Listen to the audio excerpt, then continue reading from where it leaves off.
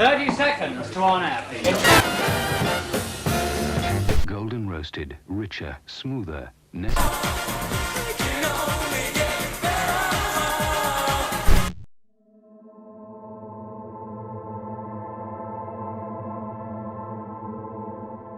Recently, as movies from the late 1990s have reached their 20th birthday, there has been a barrage of criticism that has been aimed their way. Much of it has been directed at the movies that seemingly encapsulated the zeitgeist of the age: Mike Judge's Office Space and David Fincher's Fight Club. Many of the observations about the films point to the fact that they have not aged well, skewer the lack of diversity within both of the casts, or outline the supposed shallow ideology of confused masculinity which underpins them. However, there is a greater problem at the core of the films: a disillusionment of modern audiences with the nostalgia that they should be invoking in us. How the nightmares that are chasing the characters in the narratives now seem like dreams that are far out of reach to the frustrated millennials viewing them. Office Space and Fight Club, now more than ever, should be experiencing a revival to allow us to see through the false consciousness of today, to showcase to us what Mark Fisher claimed are futures that never arrived.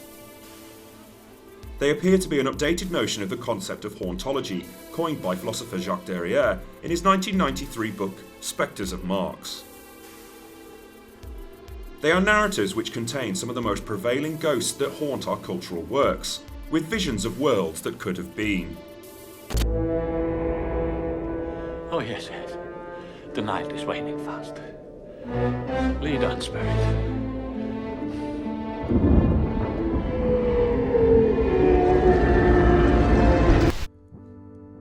Both films in their retrospective viewings prove nothing more than that capitalism has entrenched itself in society and is pushing us further and further towards unsustainable labour and consumer practices for the individual, in the name of increasing the profits of corporations and shareholders.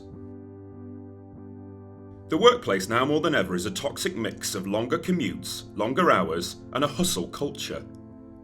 The way that millennial labour is exploited means that it is not enough to simply endure or even just to like your job. You have to love it, even making sure that it is apparent on social media, with the constant need for LinkedIn updates about various employment successes. In both Office Space and Fight Club, we see a reclusive man stuck in a cubicle farm, which is irreconcilable with the life expectations that society has supposedly promised to him. He then has a profound realisation that frees him from his old confines and sets him off on a journey into a better version of his reality. These arcs follow a wider trend that was prevalent in the cultural output of the 1990s, where boring was considered the worst of all sins. The world was starting to move faster than ever, and being stuck in the past of working a stable job that replicated the labour practices of the post-war generation was considered the antithesis of cool Britannia, which was sweeping the United Kingdom at the time. Offices, which form the backdrop of a larger part of both Office Space and Fight Club, have had to be adapted to the flux of capitalism. Each new management technique, if not the direct result of some larger shift in the modes of production, reflect the evolution of capitalism's spirit. From Taylorism to the open plan design, the office is a stage on which we act out capitalism's fantasies of itself.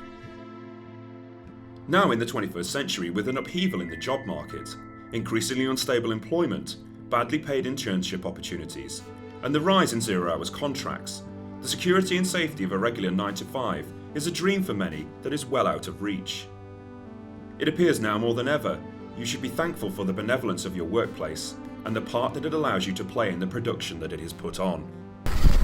For I am all the subjects that you have, which first was mine own king, and here you stymie this hard rock, whilst you do keep from me the rest of the island. Thou most lying slave, whom stripes may move, not kindness, I have used thee, filth as thou art, with humane care. As a modern audience wishing for the drudgery of boredom that comes with access to a stable occupation showcases how far we have seemingly drifted from the future that was offered by these narratives. Our protagonists appear to stay in employment merely for the reason that they are stuck, and find both self-actualization and happiness by losing them. However, in order to bring themselves to these states where they are no longer able to accept the chore of the everyday, there has to be magic involved so they can see through to their real destinies.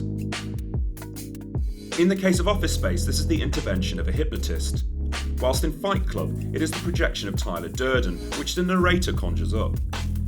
It is almost as if the mere notion of quitting your job is such an extreme one that in order to do it, you mustn't be in your right mind to even contemplate doing such a thing. In the 21st century, even the act of quitting your job has been subsumed by capitalism. The trend of the adult gap year seemingly must always be accompanied by the obligatory GoFundMe campaign or the monetized Instagram account. Even the mere action of escape is a fetishized commodity, which profit can be made from and must contain some labour.